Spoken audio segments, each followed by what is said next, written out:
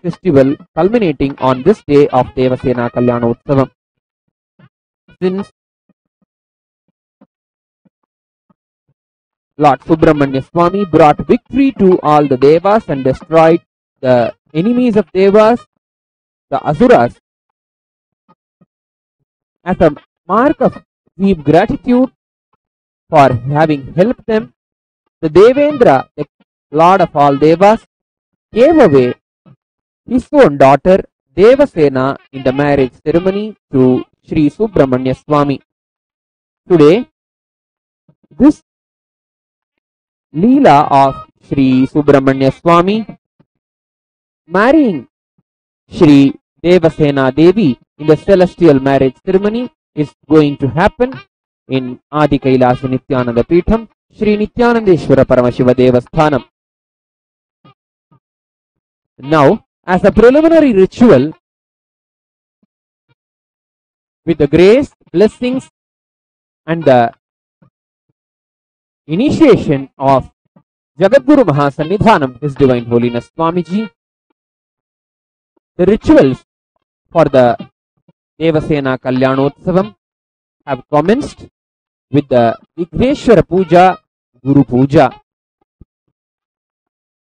We will now be chanting the Pradhana Sankalpa, the Sankalpa for the Devasena Kalyanotsavam.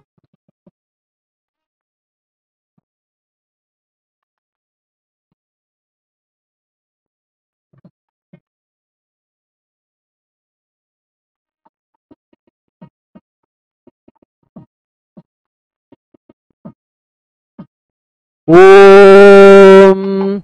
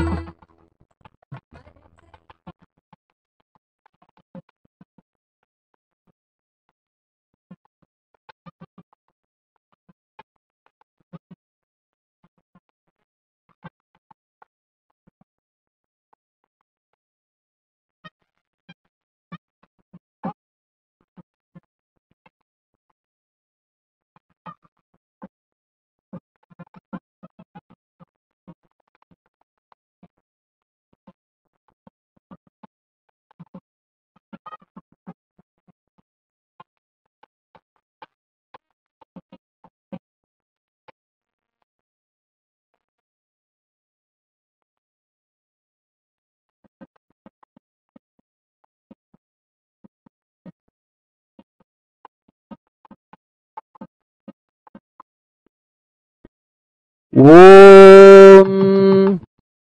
Srikanto Matulo Yasya Janani Sarvamangala Janakashankaro Devastam Vande Kunjarananam Yashivo Nama Rupabhyam Ya Devi Sarvamangala.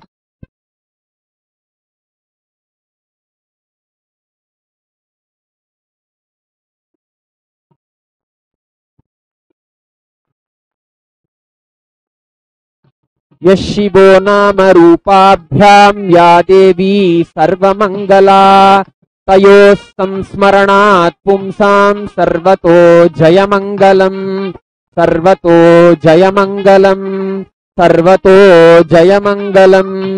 या देवी स्तूयते नित्यं विबुधैर्वेदपारगैः सा मे वसतु जिह्वाग्रे ब्रह्मरूपा सरस्वती।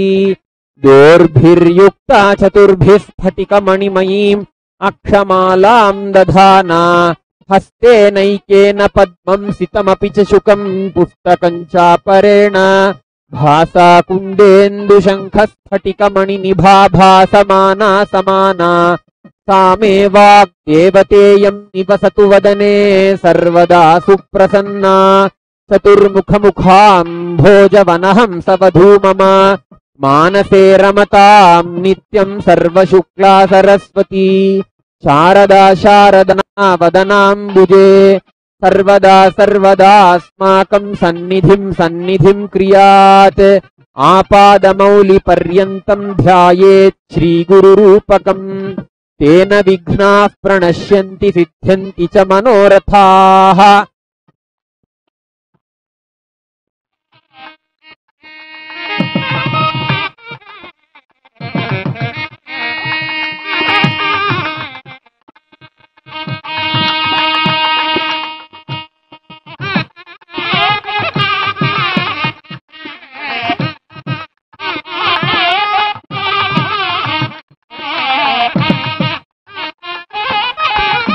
आचम्य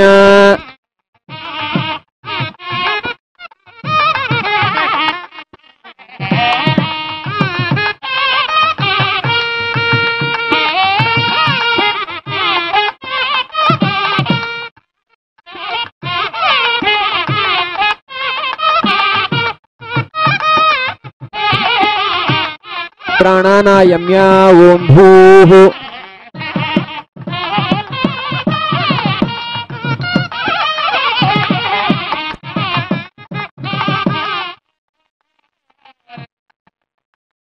ओम ममोपात्त समस्त दुरित क्षयद्वारा भगवत् श्री नित्यानंद परमशिव प्रीत्यर्थम श्री नित्यानंदेश्वरी पराशक्ति समेत श्री नित्यानंदेश्वर परमशिव प्रीत्यर्थं च शुभे शोभने मुहूर्ते अद्य ब्रह्मणः द्वितीय परार्धे श्री श्वेतवराह कल्पे वैवस्वतमन्वन्तरे अष्टाविंशतितमे नित्ययुगे प्रथमे पादे जम्बूद्वीपे भारतवर्षे भरतखण्डे मेरोः दक्षिणे पार्श्वे शकाब्दे अस्मिन् वर्तमाने व्यवहारिके प्रभवादीनां षष्ट्याः संवत्सराणां मध्ये शार्वरीनाम संवत्सरे दक्षिणायने लक्ष्मी वेंकटेश्वर ऋतौ वृश्चिकमासे शुक्लपक्षे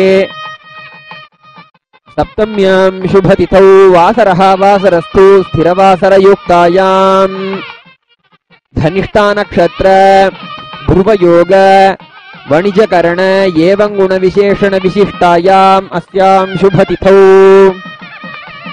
एड्लीन वून नाम्न्याः जुन्टिंग नामधेयस्य जुन्जी नामधेयस्य जियाक्जुएन नाम्न्याः चुआक्वेन्सी नाम्न्याः जेम्स ऊन हॉकी नामधेयस्य सकुटुम्बस्य च स्वाति नक्षत्रे जातायाः स्वाति मुडियुनूर नाम्न्याः मृगशिरा नक्षत्रे जातस्य अर्जुन रविशंकर नामधेयस्य स्वाति नक्षत्रे जातस्य अहान अर्जुन नामधेयस्य उत्तराभाद्रा नक्षत्रे जातायाः जयंती नाम्न्याः उत्तराषाढ़ा नक्षत्रे जातायाः वाणी एम्एन नाम्न्याः चित्रा नक्षत्रे जातस्य नरहरि नामधेयस्य अपभरणी नक्षत्रे जातायाः श्रुति नाम्न्याः हस्ता नक्षत्रे जातस्य रविशंकर नामधेयस्य सकुटुम्बस्य च श्री कैलासोन्नत द्वादशांत श्यामला पीठारूढ़ श्री मीनाक्षि सुंदरेश्वरा भिन्न स्वरूप परशिवपुत्र रत्नकुमार गुरुमण्यतुल्यावतार श्री पार्वती स्तन्यपान लब्ध दिव्य ज्ञान विश्रुत सकल निगमागम सारभूत द्राविड वेद प्रवक्त्रे श्रीमत् परमशिव करुणा समधिगत मुक्तामय चतुरश्रया नगीयमान छत्र चामर श्री चिन्ह काहलादि समस्त बिरदावल्यलंकृत चक्रवर्ती सर्वजन संघ सद्यो निर्वाण दीक्षा व्ययापवर्ग वर्ष विश्राणजीमूत परमतकलभकेसरि शैव सिद्धांत स्थापनाचार्य श्रीराजाधिराज पांड्य महाराज गुरु क्षपण शाक्यादि महांधकार निवारण ज्ञान भानु वीक्षणानर्हार्ह ध्वजोच्छेदन पूर्वक श्रीमद्वृषभध्वज स्थापक शैव समय कर्तृ सर्वज्ञ पीठारूढ़ श्री जगद्गुरु श्री ज्ञान संबंध देशिक स्वामी वागीश सुंदर माणिक्य वाचक स्वामी नाम अवतार भूत श्री ज्ञान संबंध स्वामी पुनरुद्धृत श्यामला पीठ सर्वज्ञ पीठ त्रिनवत्युत्तर द्विशततम गुरु महासन्निधान अरुणगिरि योगीश्वर परंपरागत अरुणाचल सर्वज्ञ पीठ गुरु महासन्निधान कैलास परंपरागत कांची कैलास सर्वज्ञ पीठ त्रयस्त्रिंशदुत्तर द्विशततम गुरु महासन्निधान नित्योत्सव नित्य मंगल नित्य कल्याण नित्य रजित कैलास परंपरागत आदि कैलास नित्यानंद पीठ महासंस्थान महासिंहासन पीठ कर्तृ साक्षात् श्री परमशिव समुद्भूत कैलास परंपरागत वैवस्वत मनु इक्ष्वाकु हरिश्चंद्र भगीरथ श्रीरामचंद्र शूरसेनेत्याद्यनवच्छिन्न सार्वभौम चक्रवर्ती परंपरागत चतुष्षष्टि योगिनी मंडित चतुष्षष्टि संप्रदाय प्रवर्तक मनुधर्म शासन सूर्य वंश प्राप्त सर्वज्ञ पीठ पुरांगी साम्राज्य मूर्धाभिषिक्त चूड़ामणि साक्षात् श्री परमशिव समुद्भूत कपिल महागुरु पुनरुद्धृत महानिर्वाणि पीठ अष्टोत्तर सहस्र श्री महामंडलेश्वर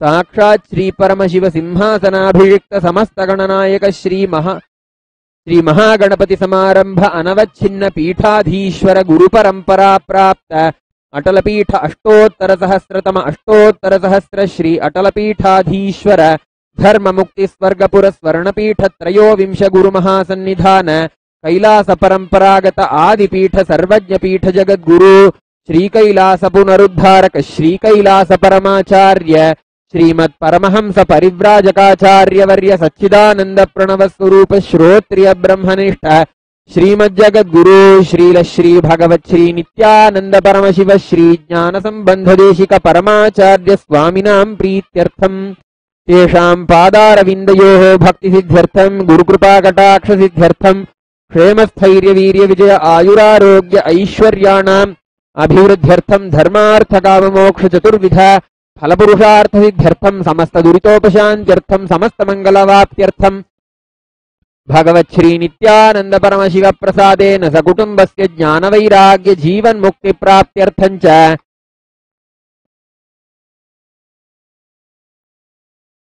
श्री वल्ली देवसेना समेत श्री आनंद सुब्रह्मण्य स्वामी परिपूर्ण कृपा कटाक्ष संसिद्ध्यर्थम मनसेप्सित सकल सदभीष्ट काम्यार्थ संसिद्ध्यर्थम परिपूर्ण रक्षा संसिद्ध्यर्थम श्री वल्ली देवसेना समेत श्री आनंद सुब्रह्मण्य स्वामी कल्याण उत्सवाख्य कर्म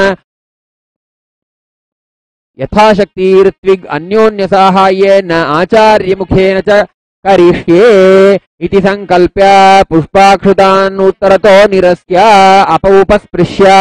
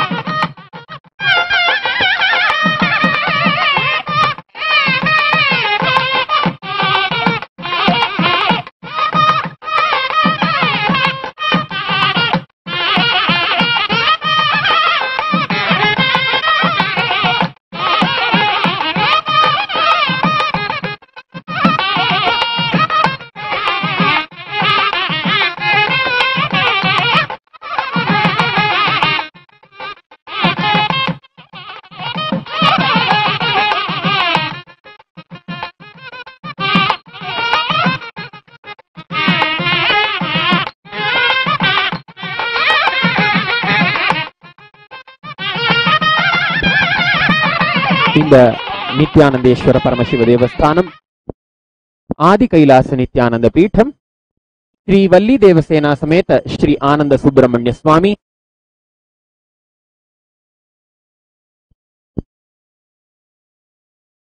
along with Sri Devasena Devi, is gracing in Sarva Alankara, all set ready to grace in the Kalyanotsavam.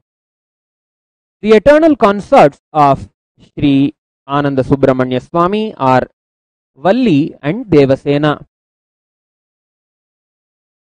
Devasena is the daughter of Devendra, the Devas, all the Devendra, the lord of all the gods. The Devasena Kalyanotsavam is beautifully described in the Skanda Mahapurana, Shankara Samhita, Shivarahasya Kanda, Deva Kanda, first and second chapters.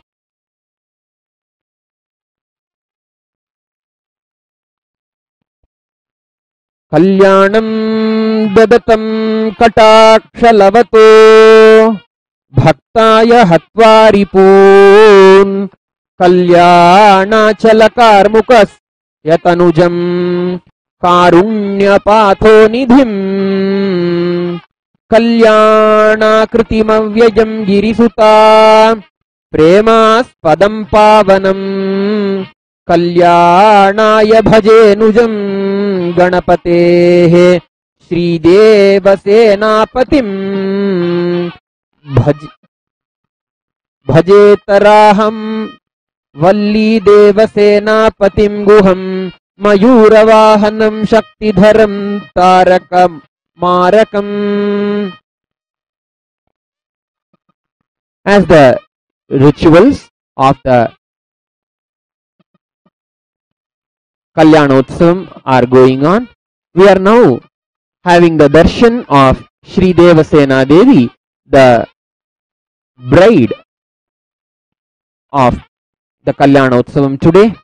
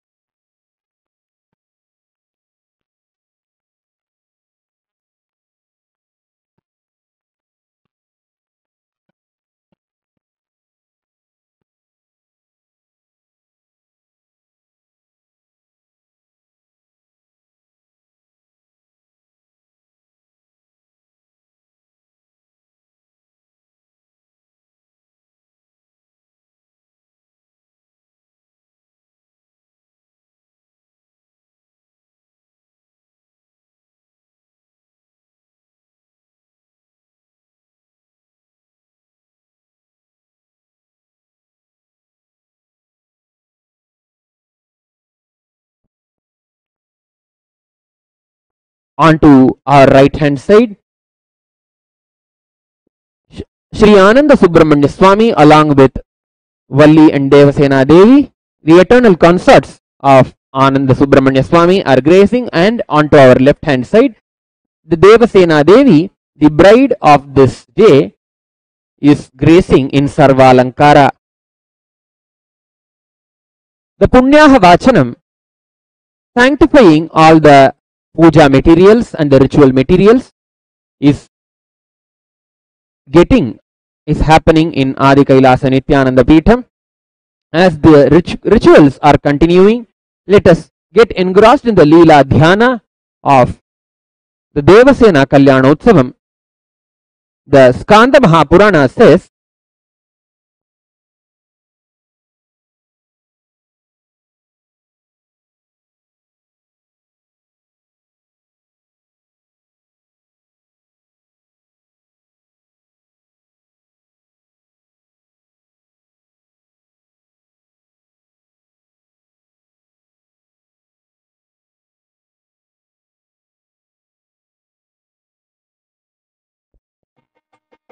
अथावेक्ष्य वो देवान् जयन्त प्रमुखानिह बन्धितानायनेत्याह वीरबाहुं तदासुरैः ततथेति विनिर्गत्य गुहाज्ञां शिरसा वहन् जयन्तादीनव अवाप्यायं वन्दितस्तैर्महाबलः वृत्तान्तमुक्त्वा तान् शीघ्रात् आनयित्वा समागतः प्रणम्यते गुहं दृष्ट्वा स्तुतिं चक्रुस्तरां तदा तानुवाच कृपाम्भोधिः सुखिनो भवताधुना स्वर्गभोगान्यथा पूर्वं भुक्त्वा यूयम् इति द्विजाः कृताशिषो जयन्तादि देवाः परमया मुदा प्रणेमुरीन्द्रमभ्यासे स्थितमग्निभुवस्तदा परितुष्टस्तुरेशानो जयन्तादीन् सुरानिमान् आलिङ्ग्य प्रणयेनायम् उवाच वचनं च तान् यानि भूतानि वीराश्च मृताः पूर्वं रणस्थले उत्तिष्ठन्तु पुनः शीघ्रात् इति सस्मार षण्मुखः तदाज्ञया मृताः सर्वे नमिताः प्राप्तचेतनाः अपां पतिमवेक्ष्याथ गुहः परनिषूदनः. The Skanda Mahapurana says, after the battle with Shura Padma, all the soldiers, all the devas who fought for the side of devas, who left their life, who renounced their life during the battle, just Subramanya Swami just passes an instruction order, may you all get into life. Just with his words, all those Veeras, all those warriors gain life again back.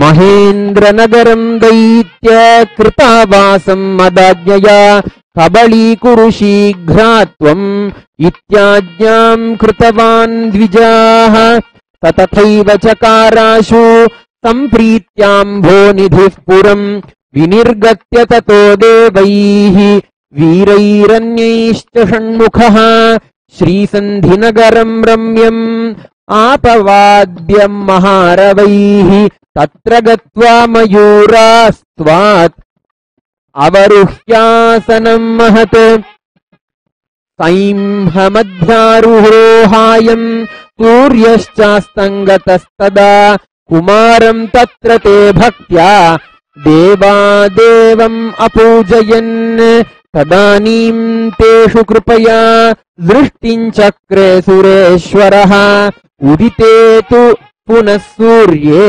परेद्युषण्मुखः स्वयम् अपूजयन्महेशानम् जगताम् पितरम् तदा पूजयित्वा पुरारातिम् षण्मुखो हृष्टमानसः आरुह्य बर्हिणम् रम्यम् नानालङ्कारमण्डितम् श्रीसन्धिनगराद्वीरैः सेनेशैः स्यन्दनस्थितैः प्रतस्थे परया प्रीत्या पराचलमिति द्विजाः गुहाज्ञया तदा विष्णुब्रह्ममुख्याः सुरेश्वराः स्वं स्वं वाहनमारुह्य निर्ययुः सहसा द्विजाः छत्रचामरसङ्घाश्च निर्ययुर्व्यजनैः सह ध्वजा महोन्नताः तद्वत् वाद्यानि विविधान्यपि चञ्चुना भूमि मुल्लिख्य मयूरो भीषयन्निहन् केकारवैर्महाघोरैः विचचालक्षणाद्विजाः कुक्कुटोऽपि महामेघान् अशनिं निजचञ्चुना लेलिहानो महारावो निरगाद्भूसुरास्तदा मृगाणां चापि भूतानाम् आरवैस्तु मृगापरे गुहां प्रविविशुस्तस्ताः पर्वतस्य सम्मतः केकीकुक्कुटशब्देन भृशंस्त्रस्ता महोरः अगाः बिलानि विविशुशीघ्रं गम्भीराणि तदा द्विजाः समजायत वेदानाम् आरावोऽपि ऋषीश्वराः अस्तुवन् गुहमीशानम् स्तोत्रवर्यैस्तुतिप्रियम् तदा किन्नरमुख्यानाम् गानासक्तमनुगुहः पराचलम् महारावैः आपायम् दानवान्तकः ऋषयः षड्विधात्राद्याः देवा अपि गुहम् तदा स्थातव्यमत्र देवेश भवता पर्वतोत्तमे एवमप्रार्थयन् स्तुत्या सुब्रह्मण्यम् सुरेश्वरम् तानुवाच गुहो वीक्ष्य युष्माभिः सम्यग्गीरितम् यथा ज्ञातम् यथा पूर्वम् तदेतत् स्मारितम् किल इत्युदीर्य गिरेरूर्ध्वम् आरुरोह सुरेश्वरः तत्र गत्वा गुहो वीक्ष्य विश्वकर्माणमग्रतः निर्मातव्यम् त्वया रव्यम् पुरम् मम सुरप्रिय इति सम्भाषयामास कारुण्यामृतविग्रहः ततस्य भवनम् मूर्ध्नि कृत्वा तक्षाचनाकिनाम् निर्ममेथपुरम् रम्यम् नानावृक्षोपशोभितम् गोपुराट्टालसंयुक्तम् प्राकारवलभीकृतम् नानाश्चर्यसमोपेतम् नानालङ्कारमण्डितम् एवम् निर्मितमन्वीक्ष्य त्वष्ट्रा सन्तुष्टमानसः वीथीषु वीरान् भूतानि विनियोज्य बलाधिपैः प्रविश्य स्वालयम् रम्यम् मयूरादवरुह्य सः सिंहासनम् समारुह्य पार्श्वयोश्च सुरास्तदा स्थापयित्वा स्वयम् वीरैः कृतनानोपचारवान् ऋषिभिः षड्भिरत्यन्तम् पूजितः पार्वतीसुतः तदा तेषाम् सुविज्ञानम् उपदेष्टुमनासुरान् ब्रह्मादीन् स्वस्वभवनम् प्रेषयामास भूसुराः प्रेरयित्वा स्वविज्ञानम् उपदिश्यात्र संस्थितः ब्रह्म विष्णुमुखानिन्द्रः प्रोवाच स्वसुतामिह गुहाय सम्प्रयच्छामि विवाहोक्तविधानतः इति तस्य वचः श्रुत्वा सन्तोषेण तथेतिः Subramanya Swami, after having resurrected all the devas who left their life in the battle with the Asuras, he proceeded towards the Tirupparangundram hill. There he instructed Vishwakarma to create a beautiful temple for him. After having instructed that, and after having overlooked the creation of the temple in Tirupparangundram,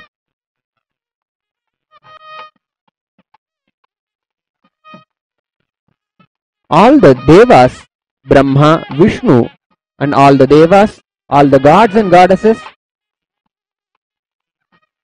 started leaving from that place, took leave from everyone, At that moment, Devendra decided to give away his own daughter to Subramanya Swami in the celestial marriage ceremony. Guhaya samprayachami vivahokta vidhanatah iti tasya vacha shrutva santoshena tathetite ashire swani veshmani kritakritya ivakshanat swagriham prapya maghavan indranim swasutan gajam आनेतुं प्रेषयामास तथेति स्वभटांस्तथा त इमे शीघ्रवेमैनाम् इन्द्राणीं मेरुवासिनीं प्रणम्य शूरमुख्यानां संहारं देवमोचनं पराचलप्रवेशं च गुहस्य परमात्मनः सुतोद्वाहप्रसङ्गं च यथेन्द्रेण सुभाषितम् उक्त्वा तामानयित्वाशु ससुतां सगजान् तथा. Then after having given the word to Subramanya Swami that he will give away his own daughter Devasena, Devagaja, in the marriage ceremony to Subramanya Swami, Devendra proceeded towards the Devaloka and informed Indrani about this decision and also decided to bring Devasena to Tirupparangundram for the marriage ceremony. Prapurindrasya bhavanam nanalankara shobhitam tamagatam shachindrishtva bandigrahamitaashrachaah kanyah pranemuragatya.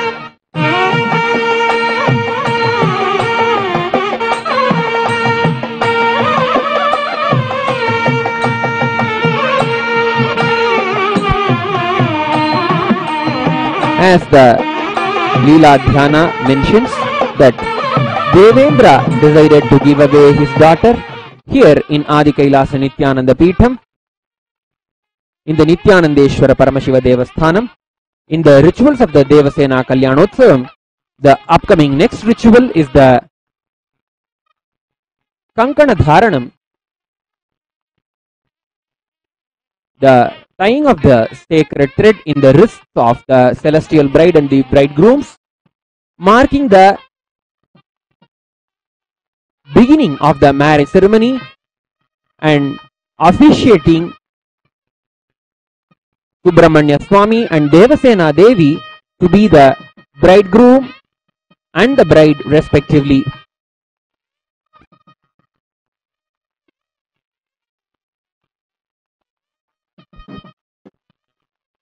Om बृहत्सामक्षत्र बृहद्वृष्टियन् दृष्टुभौज शुभितमुग्रवीरम् Indra सोमेन मध्यमितं वातेन पञ्चदशेन सगरेण रक्षा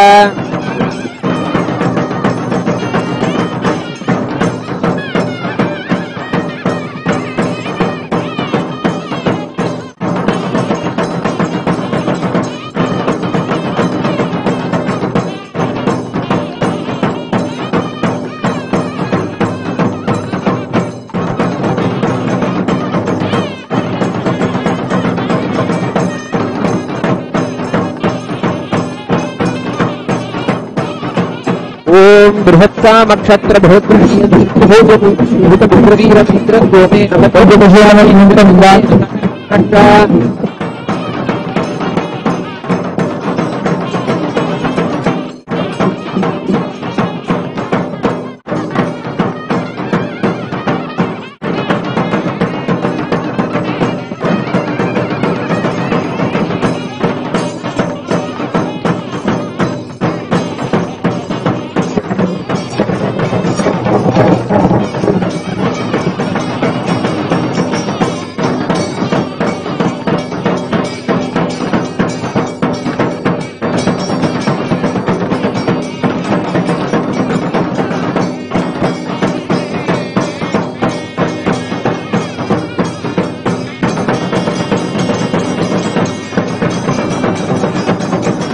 अत्र दृष्ट्वा महादेवं समुत्थाय गुहादयः प्रणम्य परया भक्त्या तुष्टुवुर्बद्धपाणयः अवरुह्य विमानात् स्वात् निरगादम्बया शिवः तौ गुहः पुरतो गत्वा पार्वती परमेश्वरो प्रणम्य पादयोर्मूर्ध्ना तुष्टाव विनयेन सह समालिङ्ग्य गुहं शम्भुः समाघ्रायाशु तच्छिरः तृप्तिं नापतदान्त्यन्तम् पुनः पुनरहो द्विजाः विष्णुब्रह्मादयो देवा नत्वा देवं त्र्यम्बकम् अस्तुवन् विविधैः स्तोत्रैः बद्धाञ्जलिपुटास्तदा कृपया तान् विलोक्येशः प्राप कल्याणमण्डपम् अनुसृत्य सुराः सर्वे परमेशं तदा गताः तत्र सिंहासनं दिव्यम्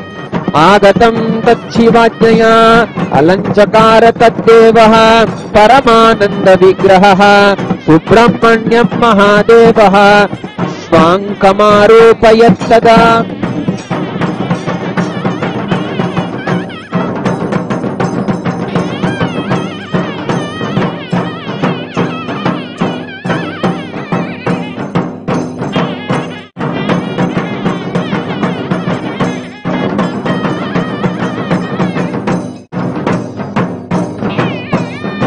अलञ्चकार तद्देवः परमानन्दविग्रहः सुब्रह्मण्यं महादेवः स्वाङ्कमारोपयत्तदा प्रणेमुरम्बिकानाथं सततं सकलाः सुराः पदाज्ञया गुहस्वामी हत्वा दैत्यान् सुरद्रुमः. Now the priest will be offering the Mangalyam to Valli Devi and Devasena Devi are also offered given the Kankana Dharanam, the Raksha Bandhanam.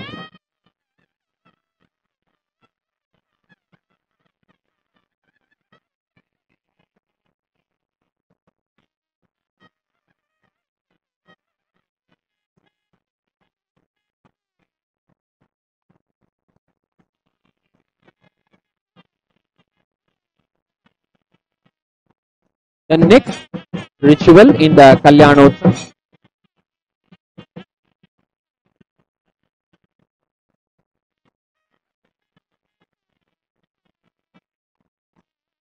ritual in the celestial marriage ceremony, Devasena Kalyanotsavam, is the Kanyakadan. Om Kanyakadanam is the giving away of the bride to the bridegroom through the mantras as a dana, the marriage ceremony. Om Kanyam Kanaka Sampannam Kanakabharanayiryutam Dasyami Vishnave Tubhyam Brahmaloka Jigishaya Vishwambhara Sarvadeva Sakshinas Sarvarupinaha. Om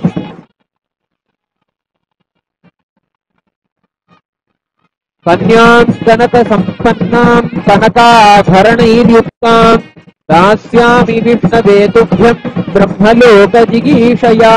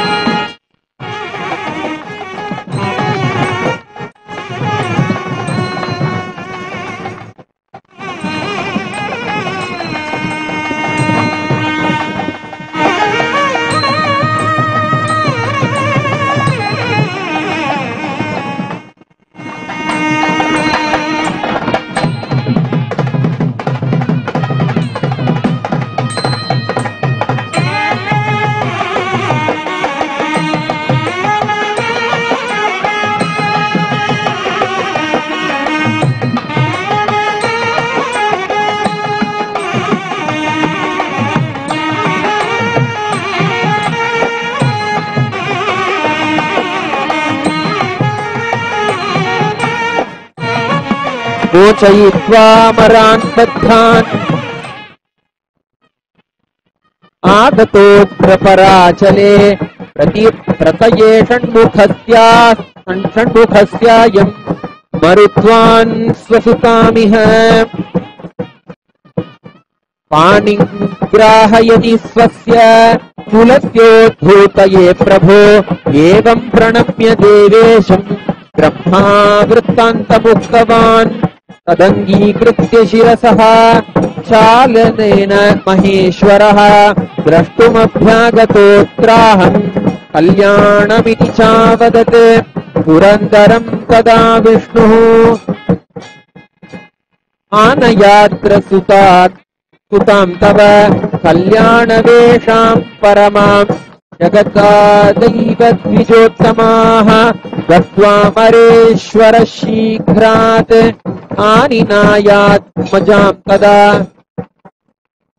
कल्याणमण्डपे Lakshmi वाणीभ्यां सह सुन्दरी समुत्थाय ततो देवाः प्रणेमुस्तां वराङ्गनां पार्वती परमेशानौ श्वशुरौ प्रणनाम सा अवलोक्य तदा लज्जाम् अपाप षण्मुखग्रतः तदानीं पार्वतीनाथः कृपां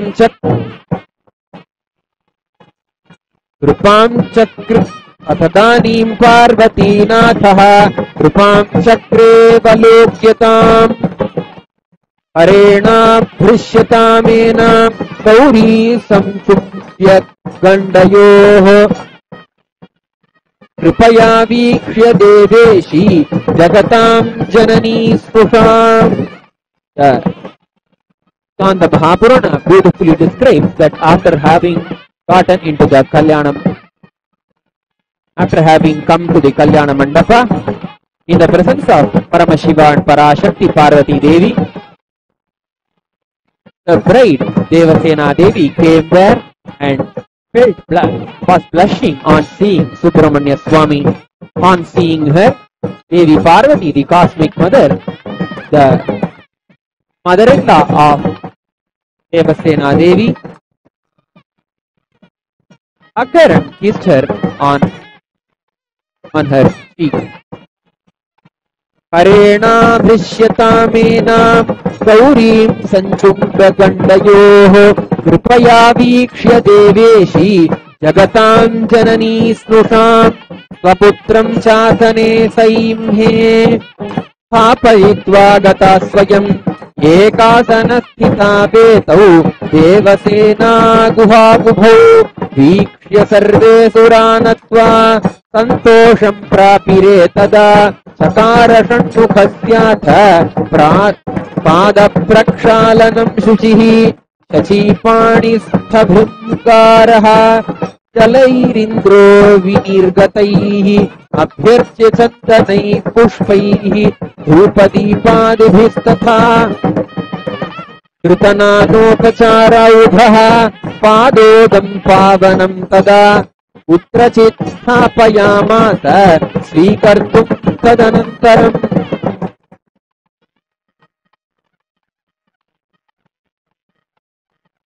जलमादाय हस्तेन गुहस्येयं कुटुम्बिनी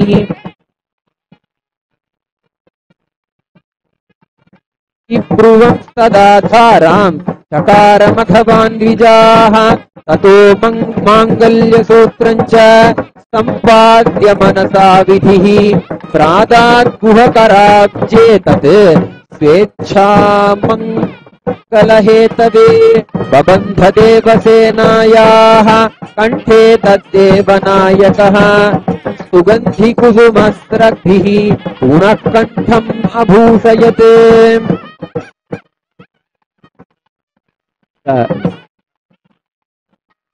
कांत महापुराण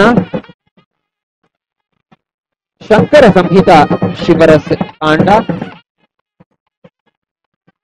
देव कांड in chapter 22nd and 23rd shloka beautifully describe the Mangalya Dharana of the Devasena Devi by Sri Subramanya Swami. Is the sacred thread tied by the bridegroom in the Sanatana Hindu Dharma tradition around the neck of the bride, marking the auspiciousness happening in the life of the bride.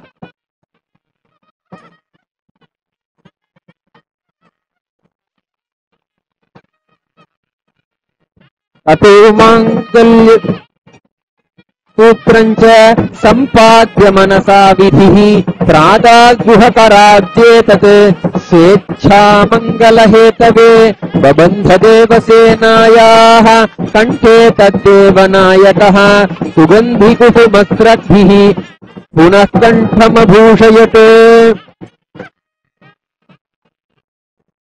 Now the Homa for the Kalyanotsavam is happening here in Adi Kailasa Nityananda Peetham. All the marriage ceremonies in the Sanatana Hindu Dharma happen keeping the Agni as the witness. The Agni, the witness, represents that the bride and the bridegroom will live together until the fire in their, the Agni in their own stomachs last. That is, until the end of their life, they will live together in the path of dharma and proceed towards the goal of liberation, moksha. Om Sahasrashirsha Purushaha Sahasrakshas Sahasrapat Sabhumim Vishwato Vrutva Atyadishtadashangulam Purusha Yevedagam Sarvam Yadbhutam Yaccha Bhavyam Utamritatvasyeeshanaha Yadannena Tirohati Yetavanasya Mahima Ato Jyayadishcha Purushaha Padosya Vishwabhutani Tripadasya Divi Tripadurdhavudai Purushaha Padosyeha Bhavat Punaha Tato Vishwang Yakramate Sashananashane Abhi Tasmaat Virada Jayata Virajo Adhipurushaha स जातो अत्यरिच्यत पश्चात् भूमिमथो पुरः यत्पुरुषेण हविषा देवा यज्ञमसन्वत वसन्तो अस्यासीदाज्यम् ग्रीष्मयित्मः शरद्धविः सप्तास्यासन् परिधयः त्रिसप्तसमिधः कृताः देवा यद्यज्ञम् सन्पानाः अबध्नन् पुरुषम् पशुम् संयज्ञम् बर्हिः प्रोक्षन् पुरुषम् जातमग्रतः तेन देवा अयजन्त साध्या ऋषयश्च ये तस्माद्यज्ञात् सर्वहुतः सम्भृतम् बृहदाज्यम् पशुगुस्तादिश्चक्रे वायव्यान् आरण्यान् ग्राम्याश्च ये तस्माद्यज्ञात् सर्वहुतः ऋचः सामानि जज्ञिरे छन्दागुंसि जज्ञिरे तस्माज्जाता अजावयः यत्पुरुषम् यदधुः प्रतिधाप्यकल्पयन् मुखम् किमस्य तौ बाहु कावूर्ध्वादावुच्येते ब्राह्मणोऽस्य मुखमासीत् बाहुराजन्यः कृतः ऊरे तदस्य यद्वैश्यः पद्भ्यागुम् शूद्रो अजायत चन्द्रमा मनसो जातः चक्षुः सूर्यो अजायत मुखादिन्द्रश्चाग्निश्च प्राणात् वायुरजायत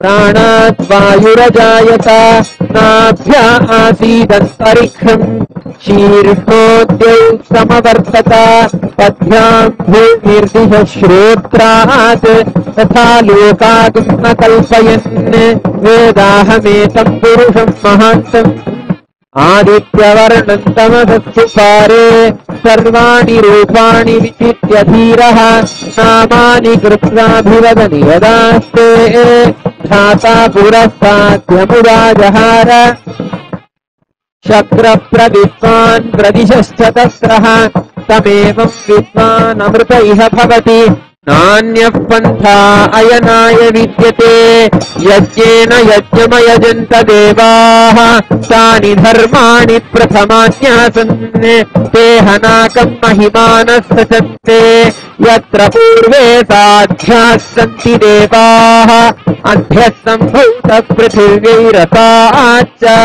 विश्वकर्मणः समवर्तताधि तस्य त्वष्टा विदधद्रूपमेति तत्पुरुषस्य विश्वमाजानमग्रे वेदाहमेतम् पुरुषम् महान्तम् आदित्यवर्णम् तमतः परस्तात् तमेवम् विद्वान् अमृत इह भवति नान्यः पन्था अयनाय विद्यते यज्ञेन यज्ञमयजन्त देवाः तानि धर्माणि प्रथमान्यासन् ते हनाकम् महिमानः सजन्ते यत्र पूर्वे साध्याः सन्ति देवाः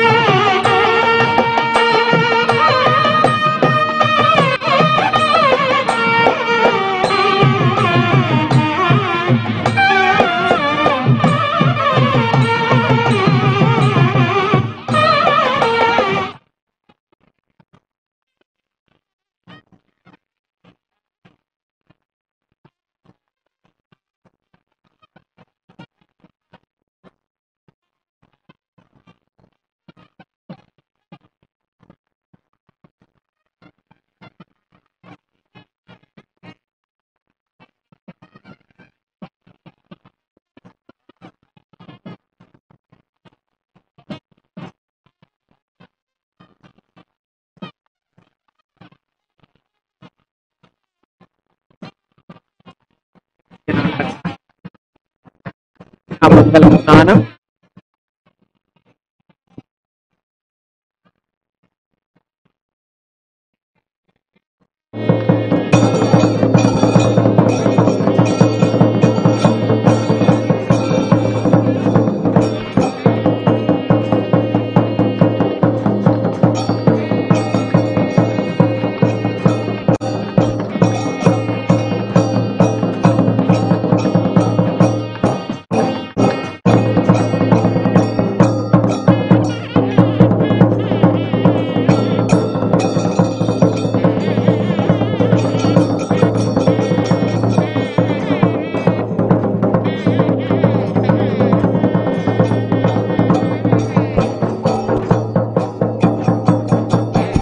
एवं हिरण्यवर्णा शुचयः पावकायासु जातः कश्यपो यास्विन्द्रः अग्नीया गर्भन्धधिरे विरूपास्तान आपश्यग्स्यो न भवन्तु दधिग्राविण्णो अकारिषम् जिष्णोरश्वस्य वाजिनः सुरभिनो मुखाकरत् प्रण आयुगुंशितारिषत् आपोहिष्टामयो भुवस्तान ऊर्जे दधातन महेरणाय चक्षसे यो वः शिवतमोरसः तस्य भाजयते हनः उशतीरिव मातरः तस्मा अरङ्गमामवः यस्य क्षयाय जिन्वथा आपो जनयथाशनः ॐ भूर्भुवः सुवरो भूर्भुवः सुवरो भूर्भुवः सुवरो।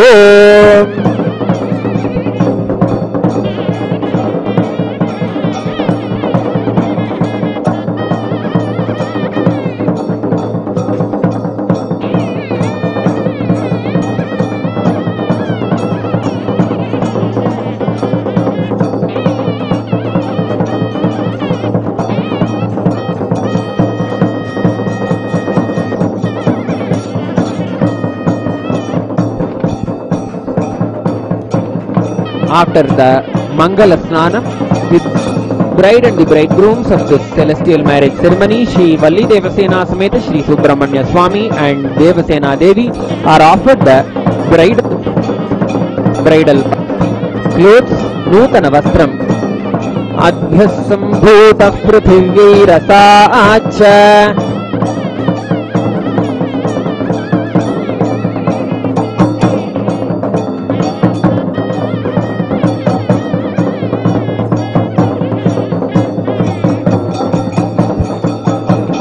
अध्यसम्भूतः पृथिवीरसाच्च विश्वकर्मणः समवर्तताधि तस्य त्वष्टा विदधद्रूपमेति तत्पुरुषस्य विश्वमाजानमग्रे वेदाहमेतं पुरुषं महान्तम् आदित्यवर्णं तमसः परस्तात् तमेवं विद्वान् अमृत इह भवति नान्यः पन्था विद्यते यनाय प्रजापतिश्चरति गर्भे अन्तः अजायमानो बहुधा विजायते तस्य धीराः परिजानन्ति योनिम् मरीचीनां पदमिच्छन्ति वेधसः यो देवेभ्य आतपति यो देवानां पुरोहितः पूर्वो यो देवेभ्यो जातः नमो रुचाय ब्राह्मये रुचं ब्राह्म जनयन्तः देवा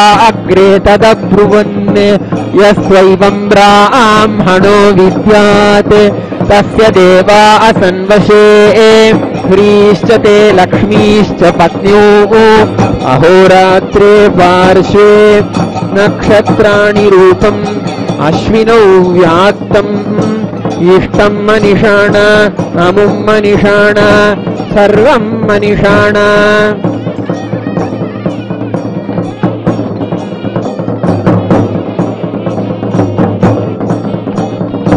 ॐ प्रातरग्निं प्रातरिन्द्रगं हवामहे प्रातर्मित्रा वरुणा प्रातरश्विना प्रातर्भगं भूषणं ब्रह्मणस्पतिं प्रातः सोममुतरुद्रगं हुवेम प्रातर्जितं भगमुग्रगं हुवेम वयं पुत्रमदितेर्यो विधर्ता आध्रश्चिद्यं मन्यमानस्तुरश्चिद्राजा भगं भक्षीत्याह।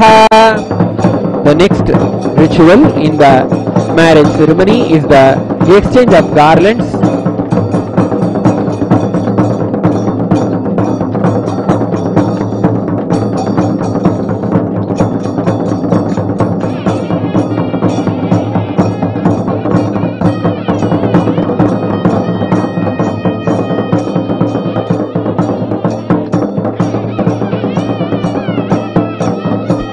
भग प्रणेतर्भग सत्यराधो भगेमान् धियमुदवदन्नः भग प्रणो जनय गोभिरश्वैर्भग प्रणृभिर्नृवन्तस्याम उतेदानीं भगवन्तस्यामोत प्रपित्त उत मध्ये अह्नाम् उतोदितामघवन् सूर्यस्य वयम् देवानागुं सुमतौ स्याम भगयेव भगवागुम् अस्तु देवास्तेन वयम् भगवन्तः स्याम तन्त्वा भग सर्व इज्जो हवीमि स नो भगपुरयेता भवेह समध्वरायोषसो नमन्तदधिक्रावे वशुचये पदाय अर्वाचीनम् वसुविदम् भगन्नो रथमिवाश्वावाजिन आवहन्तु अश्वावतीर्गोमतीर्न उषासो वीरवतीस्तदमुच्छन्तु भद्राः घृतम् दुहाना विश्वतः प्रपीना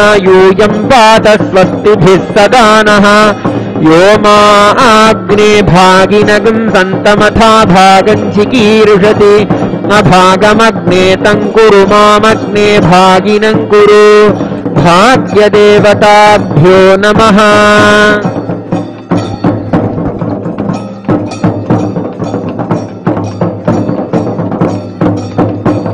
वाद्यघोषस्तदात्यन्तम् बभूव धननादवत् आशीः प्रज्युज्य तत्रस्था तुष्टिमापुस्तदाभृशम्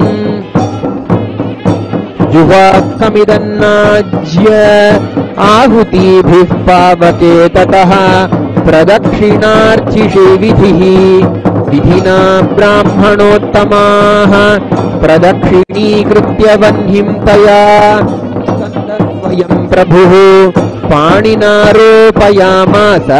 पत्न्याः पादम् तदश्मनि ददर्शुस्तुस्तदा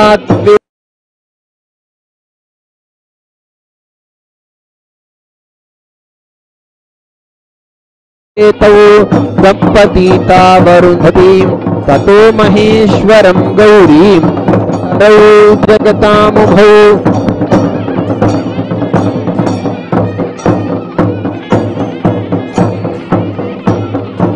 त्रीणि प्रदक्षिणान्यत्र कृत्वा नेमतुरञ्जसा स्थापयामास दुर्गौरी परमेशौ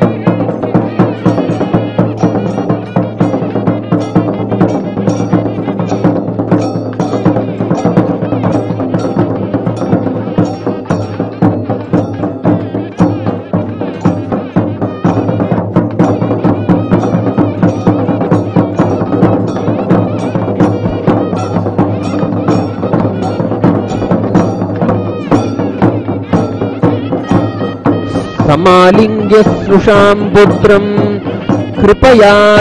कृपादृष्ट्या विलोक्यतौ अथ विष्णुमुखा देवाः भद्रसिंहासनस्थितान् प्रणम्य तुष्टुहुर्भक्त्या दृष्ट्वा तान् लोचनप्रियान् अन्तर्दधुरम्बेशौ तदानीमेव भूसुराः आश्चर्येण तौ देवाः स्तोत्रम् चकुरुमेशयोः तदानीम् भार्यया साकम् स्वालयम् प्रापषण्मुखः शृण्वन् मङ्गलवाद्यानि स्तोत्राणि विविधान्यपि द्वारि स्थित्वा सुरान् सर्वान् प्रेषयित्वा गृहान् प्रति द्वारपालान् गृहद्वारी कल्पयित्वा तदा प्रभुः विवेशान्तःपुरम् रम्यम् भार्या दत्तकरोद्विजाः देवसेना गुहौ तत्र तस्थतु परया मुदा मुचुकुन्दमुखान् भूपान् देवानन्यान् ऋषीन् सखान्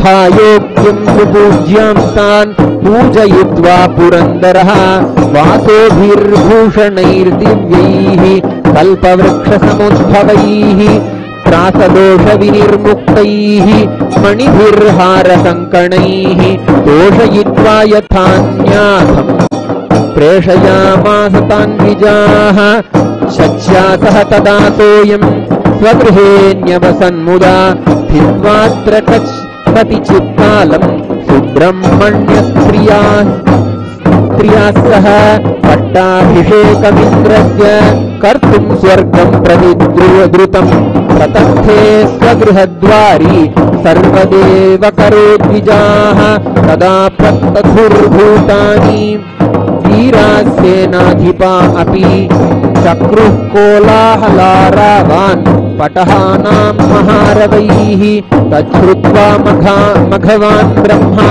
हरिरन्ये सुरोत्तमाः सर्वेऽपि मिलितास्तत्र गुहधामान्तिके तदा. The next part of the Kalyanotsavam is the most awaited.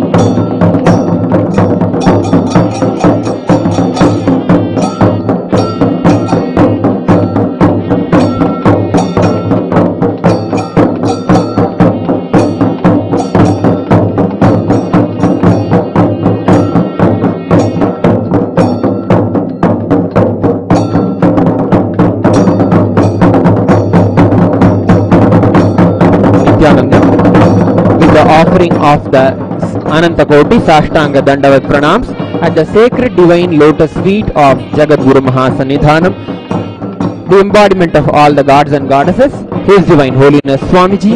We now pray for his blessings for the Mangalya Dharanam ceremony.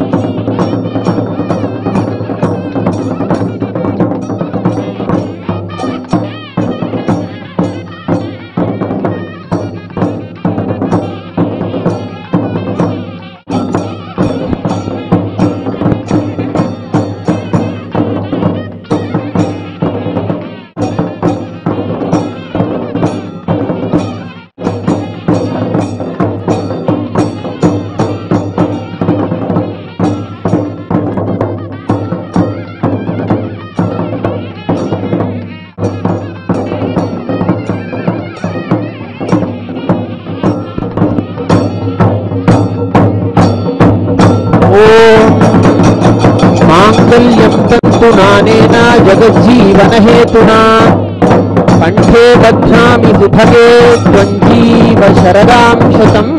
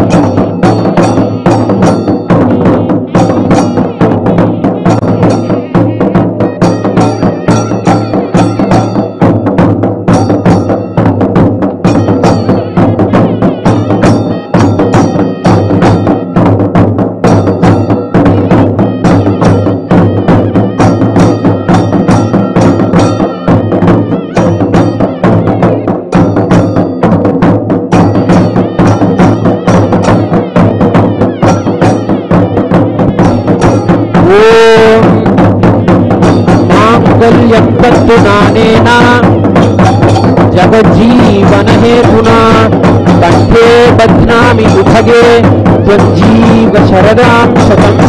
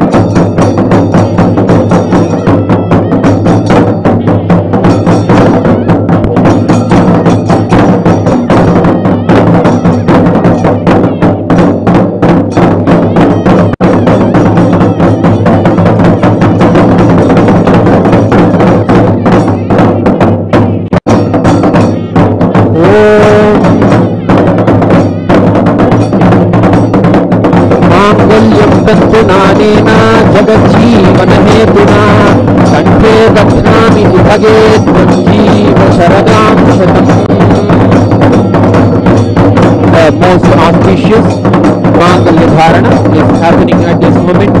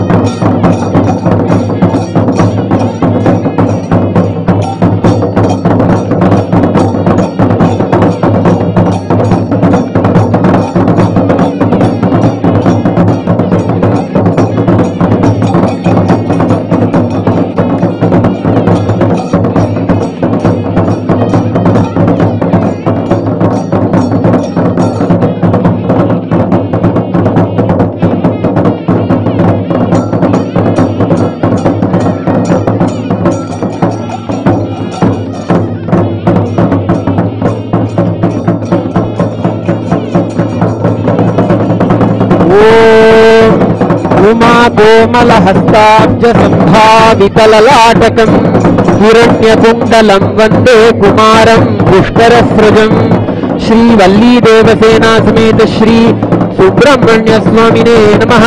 Shri Devasena देवी नमः।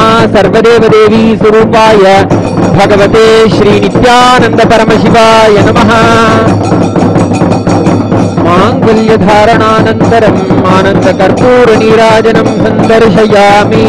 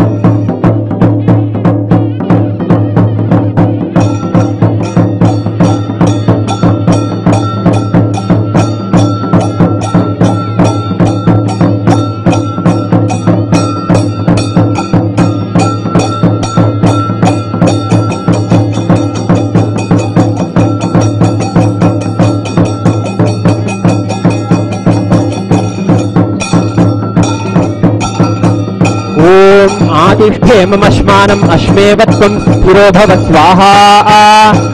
ॐ आतिष्ठेमश्मानम् अश्मेवत्वं स्थिरो भव स्वाहा। ॐ आतिष्ठेमश्मानम् अश्मेवत्वं स्थिरो भव स्वाहा। We will now be offering the Purnahuti as we proceed to the next phase of the Kalyanotsavam. The Purnahuti,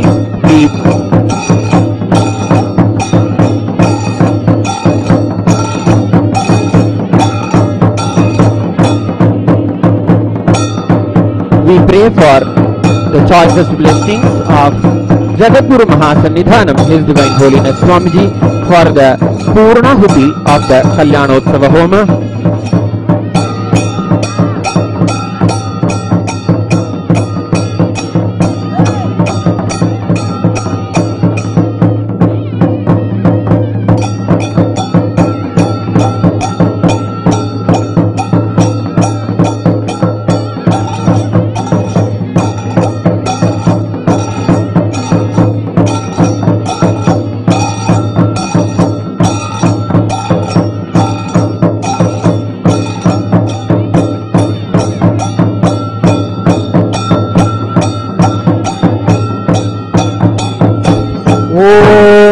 पूर्णाहुतिं उत्तमां जुहोति सर्वं वै पूर्णाहुतिः सर्वमेवाप्नोति अतो इयं वै पूर्णाहुतिः अस्यामेव प्रतिष्ठति। ॐ शिवाय वौषट्।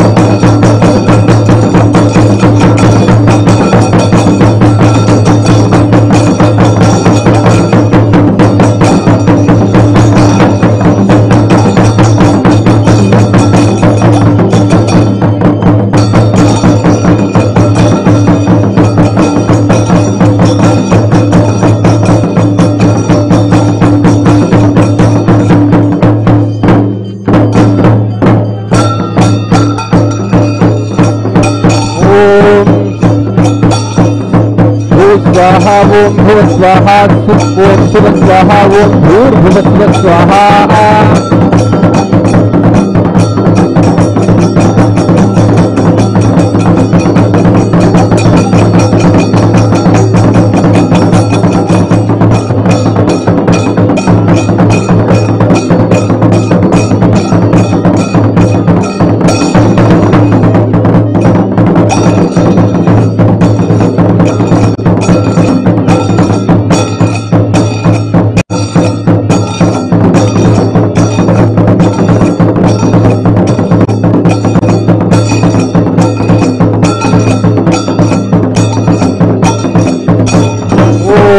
वैश्वानराय विद्महे लालीलाय धीमहि तन्नो अग्निः प्रचोदयात्।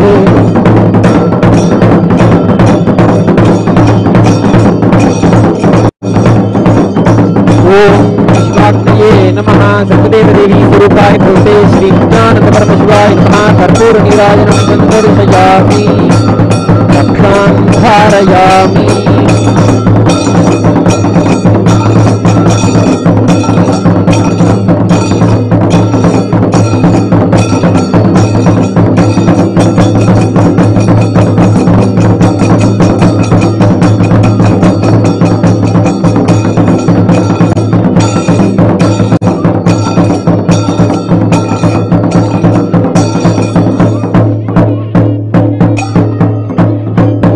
यज्ञेन यज्ञमयजन्त देवाः तानि धर्माणि प्रथमान्यासन् ते हनाकं महिमानः सजन्ते यत्र पूर्वे साध्याः सन्ति देवाः।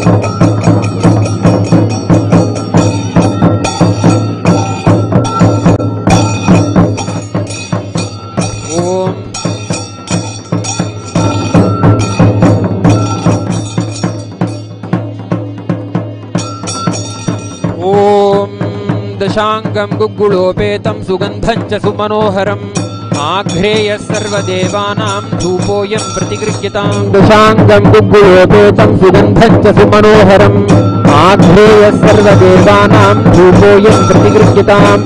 ओम श्री वल्ली देवसेना समेत श्री सुब्रह्मण्य स्वामिने नमः। धूपमाघ्रापयामि। ओम साज्यं त्रिवर्ति संयुक्तं वह्निना योजितं मया गृहाण मंगलम दीपं त्रैलोक्यतिमिरापहम्। ओम श्री वल्ली देवसेना समेत श्री आनंद सुब्रह्मण्य स्वामिने नमः। एकहारती दीपं संदर्शयामि।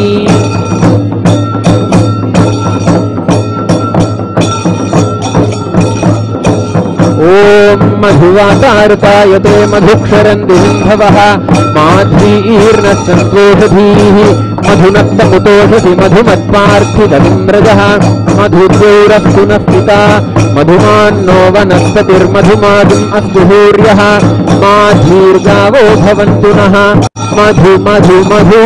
ओम श्री वल्ली देवसेना समेत श्री आनंद सुब्रह्मण्य स्वामिने नमः। देवसेना देवी नमः। नैवेद्यं निवेदयामि।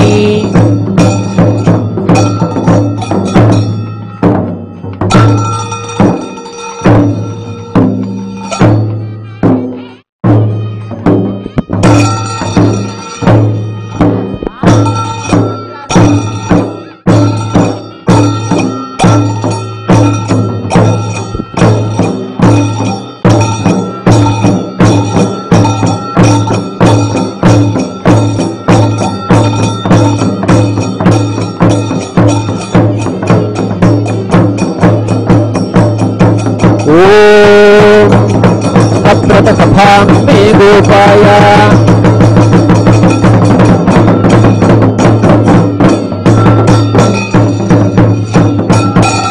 ओम सप्रत सभां मे गोपाय सभासदः तानि क्रियावतः कुरु सर्वमायुरुपासकाम् अहिर्बुद्धियमन्त्रं मे गोपाय यमृहयस्त्रैतिदा विदुः ऋजस्सामानि यजोगुंषि ताहि श्रीरमृतासताम्। ओम श्री वल्ली देवसेना समेत श्री आनंद सुब्रह्मण्य स्वामिने नमः। देवसेना देवी नमः। सर्वदेव देवी स्वरूपाय भगवते श्री नित्यानंद परमशिवाय नमः। अलंकार दीपं संदर्शयामि।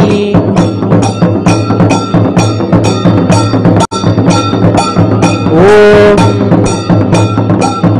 सहस्रशीर्षा पुरुषः सहस्राक्ष सहस्रपात् भूमिं विश्वतो वृत्वा अद्य तिष्ठद्दशाङ्गुलं पुरुष एवेदं सर्वम्। यद्भूतं यत्सर्मा अतो ज्यायागश्च पूरुषः पादोऽस्य विश्वा भूतानि त्रिपादस्यामृतं दिवि त्रिपादूर्ध्वबुधैत्पुरुषः पादोऽस्येह भवात् पुनः ततो विश्वं व्यक्रामत् शासनानशने अभि तस्मात् विराडजायत विराजो अधिपूरुषः स जातो अत्यरिच्यत पश्चाद्भूमिमथो पुरः यत्पुरुषेण हविषा देवा यज्ञमतन्वत वसन्तो अस्यासीदाज्यं ग्रीष्मयुध्मः शरद्धविः सप्तास्यासन् परिधयः त्रिसप्तसमिधः कृताः देवा यद्यज्ञन्तन्वानाः अबध्नन् पुरुषं पशुं तं यज्ञं बर्हिषि प्रोक्षन् पुरुषं जातमग्रतः तेन देवा अयजन्त साध्या ऋषयश्च ये तस्माद्यज्ञात् सर्वहुतः संभृतं वृषदाज्यं पशुगुस्तागिश्चक्रे वायव्यान् आरण्यान् ग्राम्याश्च ये तस्माद्यज्ञात् सर्वहुतः संभृतं वृषदाज्यं पशुगुस्तागिश्चक्रे वायव्यान् आरण्यान् ग्राम्याश्च ये तस्माद्यज्ञात् सर्वहुतः ऋचः सामानि जज्ञिरे छन्दागंसि जज्ञिरे तस्माज्जाता अजावयः यत्पुरुषं व्यदधुः ॐ सोमो वा ये तस्य राज्यमादत्ते यो राजा संराज्यो वा सोमेन यजते देवसुवामेतानि हवीगुंषि भवन्ति य एतावन्तो वै देवानागं सवाः तयेवास्मै सवान् प्रयच्छन्ति तयेनं पुनः सुवन्ते राज्याय देवसु राजा भवति ॐ उमाकोमलहस्ताब्जसम्भावितललाटकं हिरण्यकुण्डलं वन्दे कुमारं पुष्करस्रजं श्रीवल्लीदेवसेना समेत श्री आनन्दसुब्रह्मण्य स्वामिने नमः। सर्वदेवदेवी स्वरूपाय भगवते श्री नित्यानंद परमशिवाय नमः। महामंगलनीराजनं सन्दर्शयामि रक्षान् धारयामि।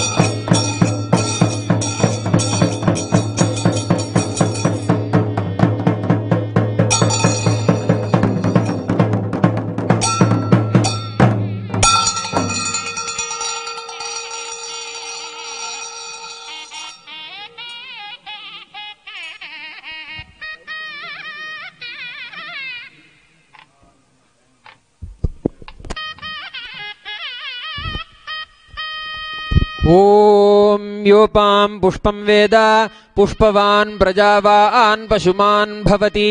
चन्द्रमा वा अपां पुष्पं पुष्पवान् प्रजावान् पशुमान् भवति। य एवं वेद योपामायतनं वेद आयतनवान् भवति। ॐ तद्ब्रह्मा ॐ तद्वायुः ॐ तदात्मा ॐ तत्सत्यम् ॐ तत्सर्वम् ॐ तत्पुरोर्नमः। अन्तश्चरति भूतेषु गुहायां विश्वमूर्तिषु त्वं यज्ञस्त्वं वषट्कारस्त्वमिन्द्रस्त्वं रुद्रस्त्वं विष्णुस्त्वं ब्रह्मस्त्वं प्रजापतिः त्वन्तदाप आपो ज्योतिरसोऽमृतं ब्रह्म भूर्भुवः सुवरोम् यो वेदादौ स्वरः प्रोक्तो वेदान्ते च प्रतिष्ठितः तस्य प्रकृतिलीनस्य यः परः स महेश्वरः। ओम श्री वल्ली देवसेना समेत श्री आनंद सुब्रह्मण्य स्वामिने नमः। वेदोक्त मंत्र पुष्पांजलिं समर्पयामि। मंगलम देवदेवाय राजराजाय मंगलम मंगलम नाथनाथाय कालकालाय मंगलम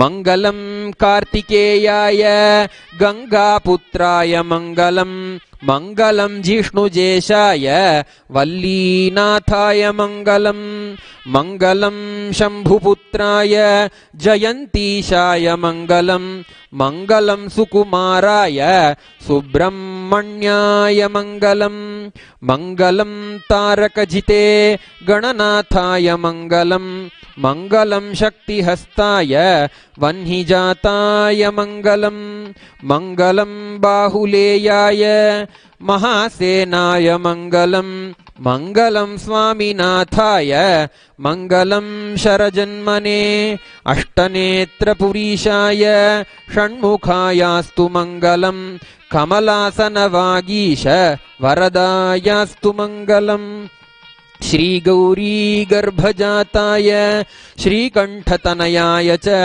श्रीकांतभागिनेयाय श्रीमत्स्कंदाय मंगलम श्रीवल्लीरमणायाथ श्रीकुमाराय मंगलम श्रीदेवसेनाकांताय श्रीविशाखाय मंगलम मंगलम पुण्यरूपाय पुण्यश्लोकाय मंगलम मंगलम पुण्ययशसे मंगलम पुण्यतेजसे मंगलम कल्पवृक्षाय मंगलम ज्ञानदायिने सदाशिवाय श्रीनित्यानन्देश्वराय मंगलम मंगलम श्रीविद्याम्बायै मंगलम कामदायिन्यै सर्वमंगलदात्री नित्यानन्देश्वर्यै मंगलम मंगलम गुरुदेवाय मोक्षमूलाय मंगलम परावतार नित्यानन्दाय गुरवे मंगलम। With this, we come to the grand conclusion of the Devasena Kalyanotsavam with the grace and the blessings of the Supreme Pontiff of Hinduism, the embodiment of all the gods and goddesses, Jagadguru Mahasannithanam, His Divine Holiness Bhagavan Sri Nityananda Paramashivam. We thank all the participants of this Homa, of this Devasena Kalyanotsavam, and all the devotees and disciples of His Divine Holiness Swamiji, and all the living and practicing Hindus who are watching this Devasena Kalyanotsavam through Kailasas Nityananda TV.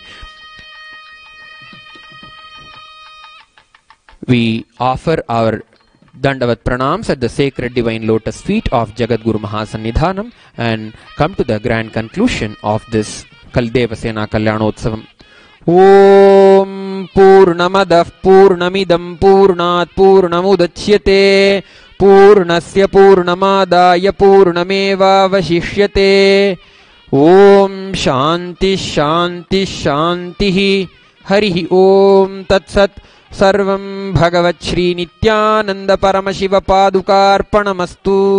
Om नित्यानंदम्।